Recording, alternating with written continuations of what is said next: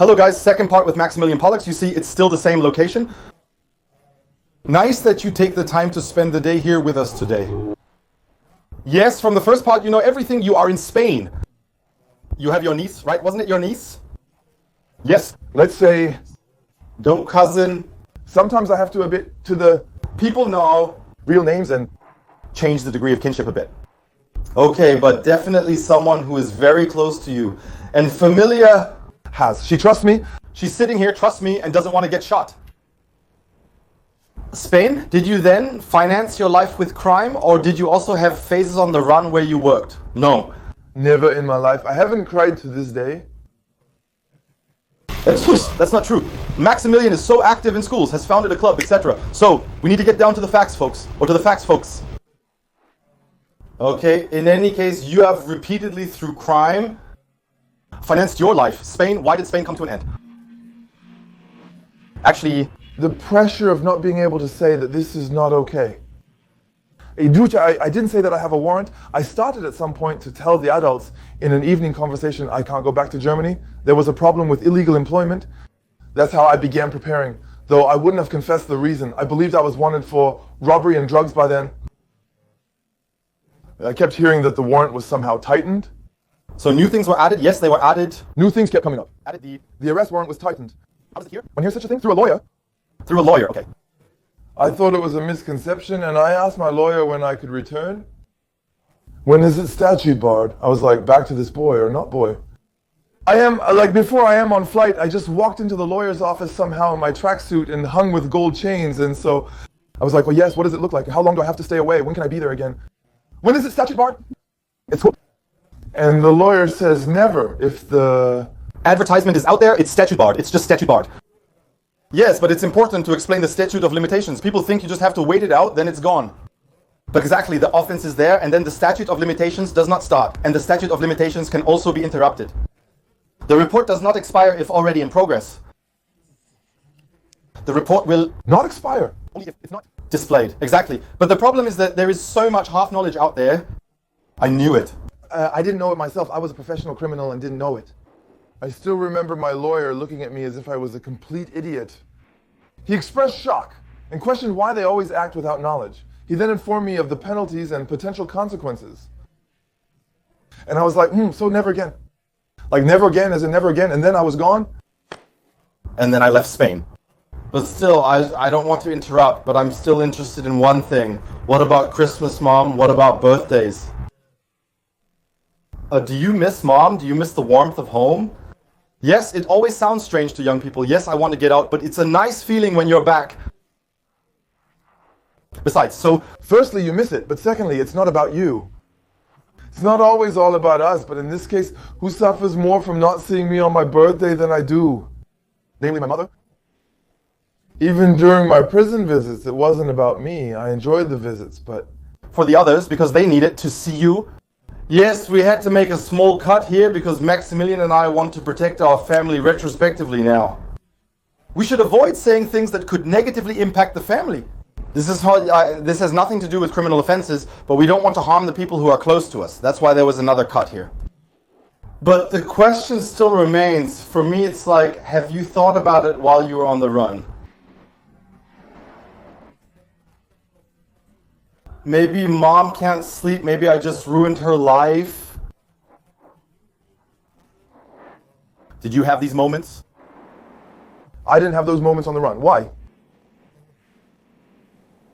When you are in an extreme situation yourself, you first see only yourself as a victim.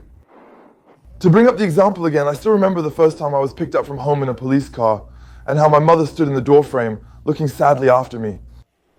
I have just ruined her life to some degree, as the neighbors see the police there and everything. Her apartment is devastated, all these things. But I couldn't grasp it, because my left handcuff was too tight. That was my fault. Hey, the handcuffs are pretty tight. They're really pressing, and I don't know what happens next. And while on the run, I was scared to death every day. I lived in constant fear, unsure where I would sleep some nights. I wore a bulletproof vest. I had a gun with me. I couldn't communicate with others. I really appreciate your honesty about this, as others describe it differently. Yes, because they're full of crap. Yes, and They twist. their own memory. That's how it is. They mainly want to look better. They know it's expected of an honorable man because the image of the honorable gangster is one who does what he must, but feels sorry for his family. If you would do it differently, then do so. I had no doubt I would approach it differently. In my film, I only saw that and right and left. Whether you produce victims through your action or within your family through his own behavior, then that makes no difference. Yes, Spain is coming to an end. Spain, Our European country, not so European country, was then Holland. Holland was also terminus Holland. I felt very comfortable, but a Dutch, quite okay. And I had relatively good contacts there already then. So I was a bit expected, I was a bit caught. I had great times, lived from a houseboat to a caravan. That was actually the first time that I somehow wasn't afraid that the landlord might call the police because I paid my rent in my bar. There's always the fear that when you pay the rent at the bar, the landlord might find something amiss, call the police and evict you, even if you've already paid a year's rent, allowing him to reclaim the apartment. That was a bit of freedom. In Holland, organized crime is a significant problem. So the underworld in Holland, it doesn't sleep. Holland is very small and you can't go unnoticed there. everyone knows you. Everyone. It quickly became clear again. His German roots, origins, and purpose for being there were questioned. And I had to change my locations very often. I've experienced many threats and was even attacked myself. I have committed robberies in the area. In Holland, I actually financed myself by robbing drug tourists on a large scale. You know, you're going to buy 2 kilos, oh, come to me. But that can also go wrong. And at that time, it was really, the target negotiations then started. And they said back then I started taking drugs. I never really took drugs before that. Which drugs? Look at it, so fitting. Fuel for your life when everything is already shit. And Nice character changes. the character change in me was so strong that the target negotiation noticed it. In my recent behavior, it was the first time in 2 years that I made phone calls, because I freaked out one evening and called someone, which I never usually do, and then threatened people on the phone. These were conversations that were later played to people during the negotiations. That's how the 31st comes about, by the way. You are friends, but you threaten, you rant about someone else on the phone, for example. That gets recorded. They play that to the person. Look, they want to protect him now, he said here. He will cut off his head if he... Sees him. Yes. Exactly. And that's another reason why people become traitors.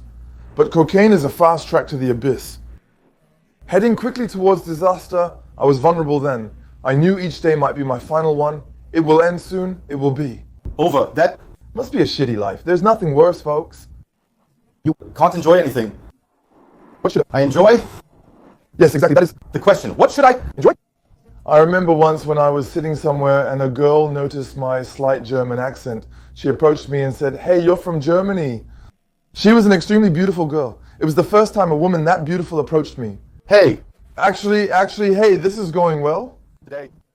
But for me, it was immediate. She is a cop. That's a plainclothes cop. That's just paranoia. Of course. That is. Oh, plainclothes policeman. I'm going to shoot everyone here right now. So what did I do? I went into the cafe and escaped through the toilet. She was not a police officer. Otherwise, they would have arrested me then. Everything I experienced during this time is under this shadow. Did you wish to get caught in the meantime? There are also reports there are former gangsters who then say, somehow I was glad when it was over. That is something else. Yes, It was over, a relief. Well, no. When it happened, no. I wanted to run. Every day was like that for me. I also wanted to be something. I wanted to be a top criminal. I wanted to be known. I wanted it after all. Besides, I was scared. How is it supposed to go? How is the arrest supposed to go? I had decided if I get arrested and I get the chance, I will shoot. Meaning, how is it supposed to go? The moment I encounter the police, there will be a shootout. maybe we should also work this out now, because it sometimes gets lost in the ongoing stories. That's also why the police must take a different approach with criminals. Maximilian is on the run, you know, he is violent, he is involved with weapons. Sometimes I get upset when these gangster rappers or whatever complain when they get knocked down a peg. That's what gets me. That's what I get upset about. They almost killed me during the arrest, the way I was arrested. They put a bag over my head so I couldn't breathe anymore. I thought my life was in danger, but I never complained much about it. That was... Did you have a gun on you? I had a gun and was wearing a vest. So I could have even taken a few shots. Where was the access? In Amsterdam. Like this, I actually came out of the house. Dutch police? Dutch Arrestati team, the Arrestati team. The team here, GSG or whatever. They are very, very good. And for that also this, yes, when the police come. As a teenager, you always have the police in your mind, and you have the patrol officers in your mind. One thinks those are the police officers. Because those are the ones you see on... But that's not what's going to arrest you later. When you grow up or come into the world, even those who did the target search, they looked like gangsters. I got to know them later. They looked like... They were tough men and women with whom there was no joking, and they had in their heads this: the end justifies the means. To stop you, we will do everything. It's also about protecting society from the danger you pose. We will do everything to stop you. This is so ignored because everyone or so many twisted around. I'm not doing anything at all. I'm not really like that. Evil and such. And indeed I was. I have never in my life, I have neither started fights, actually like that, right, somehow with strangers. I have never robbed a normal store. I have never robbed a gas station, never robbed a tandem store. My principle was really, I move alone in the criminal world. But that doesn't mean that I wouldn't have accepted victims in a shootout, for example. Exactly. That would be the case again. So I would have, if you were decent, he would never have met me. So that doesn't mean I'm not a danger to society in the escape getaway car, anything can happen. You are also, my goal was to make money at any cost. Exactly. No one can rob with threats or weapons, be there and so on. So if I'm one, hold on, or stop. Once, then he is in the moment, also a foe again. But that was where I hid myself, so I'm not yet a danger. You are civilians, you will not encounter me. Yes, so nicely spoken, that is completely nicely spoken. That's how I also justified my drug selling. So, I sell 2 kilos of heroin, they come, I don't know any junkie. I don't even know what a junkie looks like, I don't see the suffering at all. Because I'm selling it to you, you're okay? Look at you, yes, and everyone else will sell it too, when I see we sell it to each other. In truth, I didn't care at all where it went. I simply didn't care. The main thing is money. The primary focus is money, which leads to the death of morality and empathy as people become apathetic. Money is the main priority. And here again, the honorable man, what an honorable man I am. If I take my money for any purpose, selling heroin. Do you know where heroin comes from? Most of the heroin comes from Afghanistan. The people there are forced to grow it by warlords. They have absolutely no right to have a say in it. They can't say, I'm doing this. What? The phrase Platao promo is also used in South America. Silver or lead? Do you want to make money with us, or we kill you? That's how it works. No matter who you sell here, misery and suffering are being exploited. And the jerks get new Air Max shoes for selling some heroin. Where the heroin comes from in the first place? Think about it. Oh, now it's time. That makes me angry. Yes, it's good. I think the emotions are good because that means everything we hear here. I hope that comes across in the video too. This is here, this is real. So this here is not, this is not scripted here. Most of all, it's that I've experienced this and don't want to anymore. I know I never want to go back there. And anyone who glorifies this, and it sometimes makes me so angry, this glorification that happens, it's a cool lifestyle. It's not. And we have nothing yet. We only have now. Scratch the surface. Okay, the arrest is coming. The first thought at the arrest, at the access was, it is a kidnapping. So I'm pretty sure that I'll talk to my publisher again. Maybe the life story or something will come again. Oh, come on. Yes, then I don't need to do anything, but I wait until I'm 50. Life story comes at me first. So now you're in Holland, arrested. Extradition request. It's in progress. They wanted me immediately. Bayern wants me, which is also bad. There was other federal states where we were active. That's why we could have taken me somewhere else too. And we're in Frankfurt. Was the arrest warrant issued to you in Amsterdam or by the German authorities? The first one was eventually issued to me in Amsterdam. It has changed 3-4 times. It kept increasing, decreasing. You have to imagine, my arrest warrant was actually when I was 19. But I wasn't arrested until I was over 21. The court believed they had a slim chance of convicting him as an adult by excluding past offenses. In a short period before turning 19, I possessed 150,000 ecstasy pills and 121 pounds of speed. They came after. That has all been set up. That was sudden. So that means, The adults. And now, what have you been doing in the last 6 months on the run? How long were you on the run in total? Over 2 years. Okay, heading to Germany. Now it's off to Germany. Where did it go? I had a river attempt in the roll cut choice.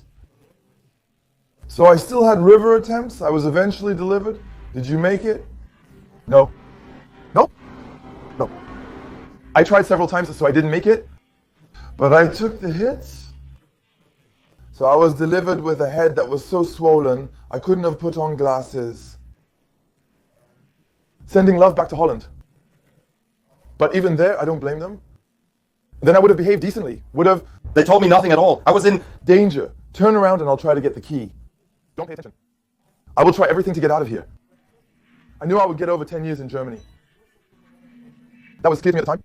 Oh, that was already clear. That was then clear. When the new detention started, the lawyer came and it spread everywhere.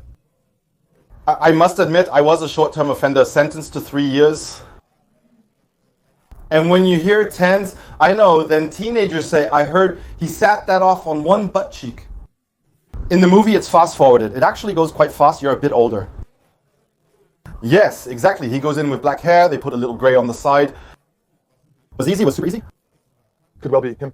Was easy, apparently. That has to do with reality. Do you know what happened during that time? His mother died, his father died, his daughter got married. He was at none of these celebrations.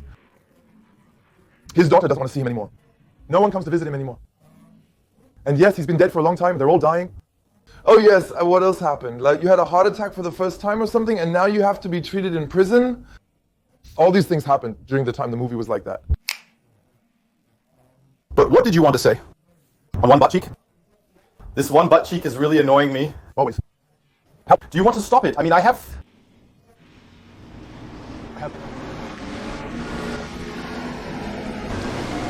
I was prepared for it. I was prepared for it. I was prepared for jail. I saw it as part of my Process. viewed, seen in my resume, fits. The higher the prison sentence, the straighter I endure it, the better in the resume. Then came the point when I was extradited after about 2 years of pretrial detention. Then came the point where the offers from the prosecutor's office became a bit more concrete. It was said to make 31 for 3 people. This one, and that one. 2 of them were Dutch, whom I have never seen again in my life. And I also had no connection to them. Then we'll give you 4.5 years. 64 here, So drug therapy? and 4.5 years. Means I'm out in the next few months. I'm going straight to a 64th after the negotiation. And then I have half a year left, and I'm already running 1,000 or 15. And now that's coming again. By today then, many to me, so also during my story, so you are a man of honor, have not. Okay, and now I want to tell what the 31, I have not made a 31. I was so proud in the negotiation, like, I'm not going to betray anyone here. Give the 15 years. I acted disrespectfully during the negotiation. I was cheeky and rude. Unhappy. Said, go ahead, give the penalty, give it, don't be afraid, no. And then they gave me 13 years, by the way. Everyone says I didn't betray anyone.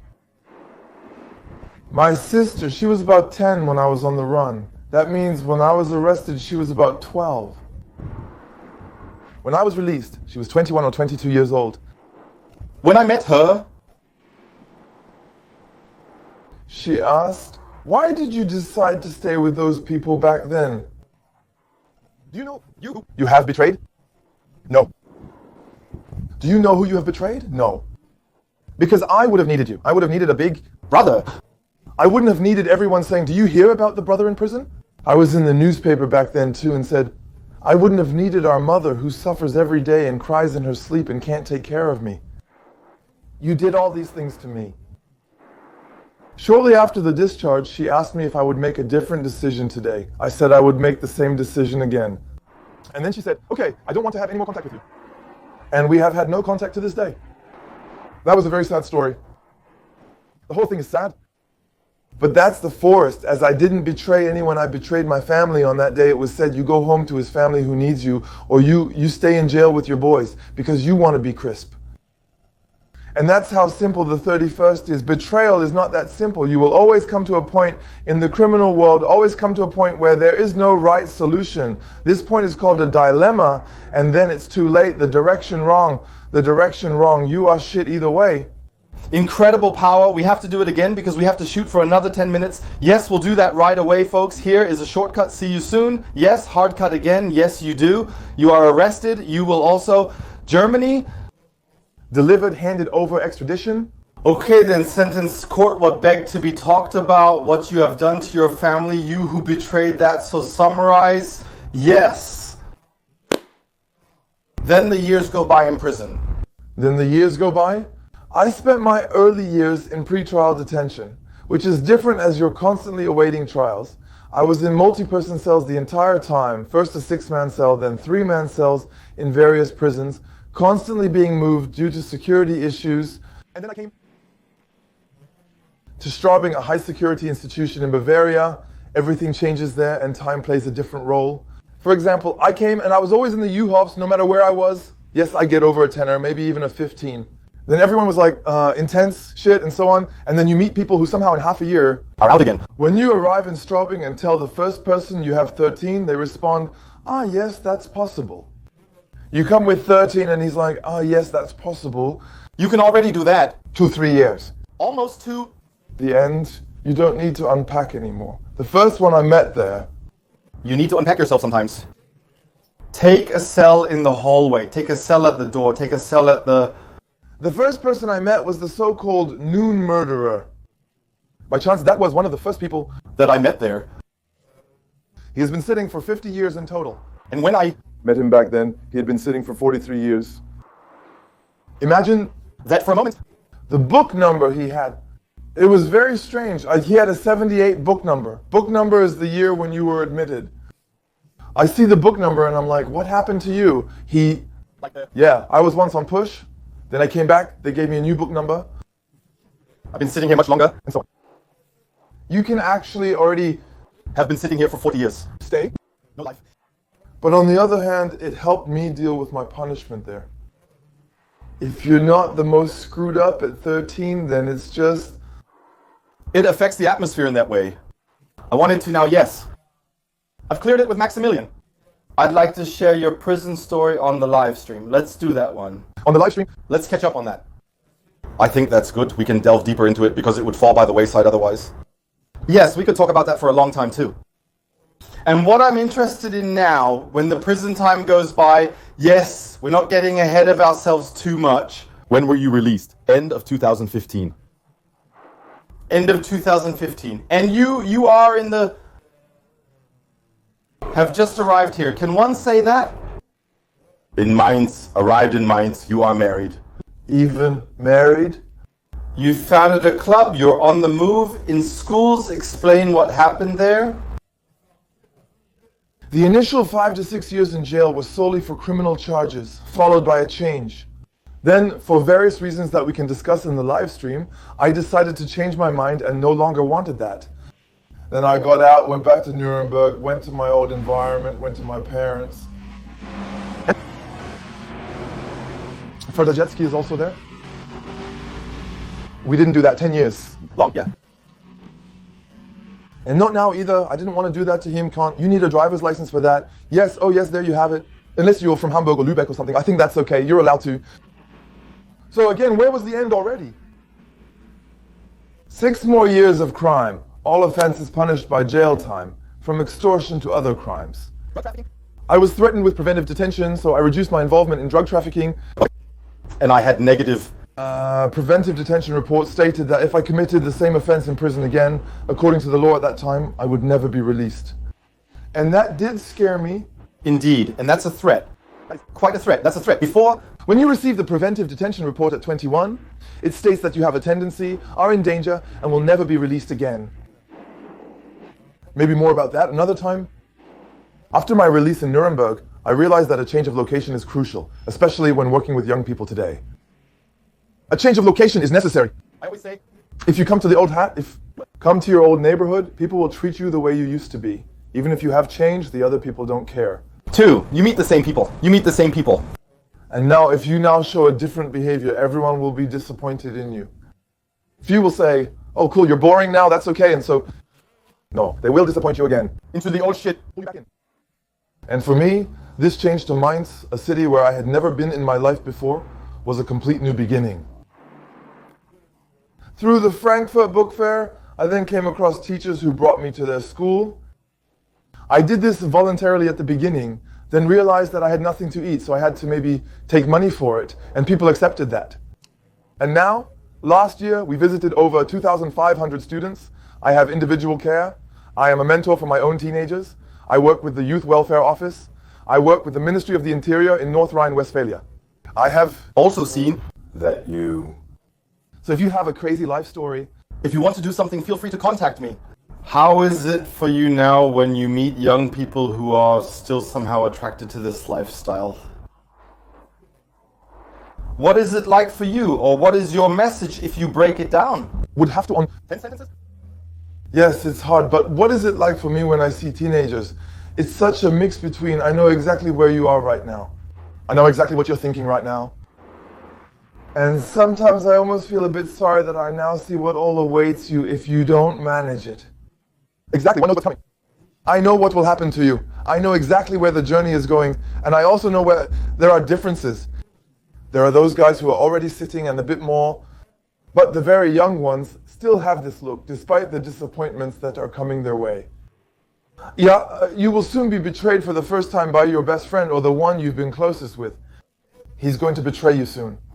Then the woman you're with right now, and the older woman, she might still be there in the first half of the year, and you will lose her. You'll realize that your money has been stolen and that the lawyer has tricked you. All these things will happen to you. And then you'll realize that jail is not what you imagined it to be. That jail doesn't work the way you know it from gladiator school just because you're the toughest now. Instead, You will be bored to death there. be destroyed. You will be traumatized in a way you don't see coming. But this is such a boring place.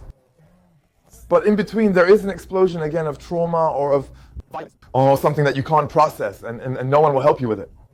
They don't do trauma treatments in prison. And that's it. Sometimes I see you now and you're not traumatized yet, but I know you won't get through this unscathed.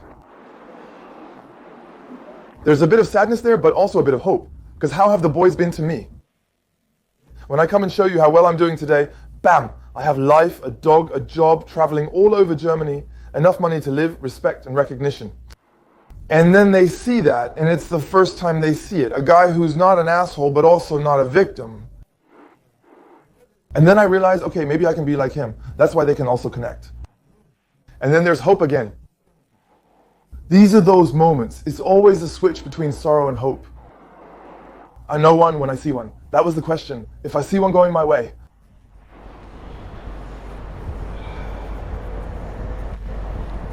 Arrive today.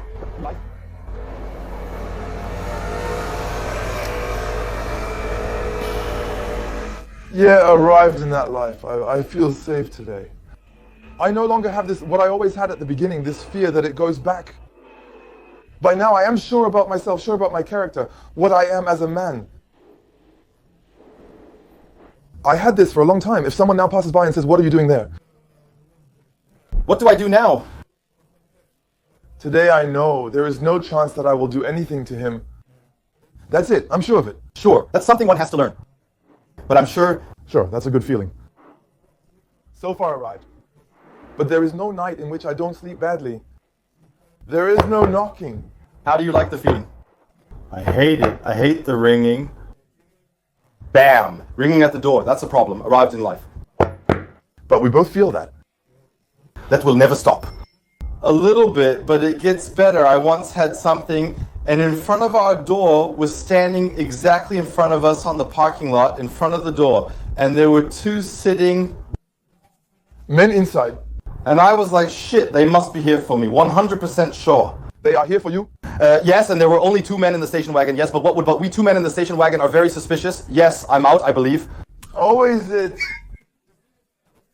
Is life. You see ghosts everywhere. We call them and they stay. It. Are crazy things. Like my subconscious, when the second car door slams, I'm awake. I can sleep through a car door slamming in the city at night, but as soon as I hear Puck's name, I'm awake. I have to immediately go to the window to see what the noise is. Every morning I briefly wake up before 6, then tell myself I don't need to stay awake as nothing will happen. Just briefly, on the way here I noticed something really crazy. I turn around at every intersection. That's why I like straight paths. Because I've been walking down the shore and at some point I had to do some air spot. I don't have to. But I didn't. I hope that settles down. With me? Yes, I'm keeping my fingers crossed for that. Now, we are the two guys in the car, but that has nothing to do with it. How is that? So, check out the book, check out the website, viewpoints.tv, check out Instagram. Check out the YouTube channel. Everything is linked below. Thanks for your time. We'll do a few short questions for the community, and then we'll see you in the live stream. Maximilian, many thanks. Gentlemen, yes. So, bye, Cacao. I remain with the hello here from the Rhine. Bye, Cacao.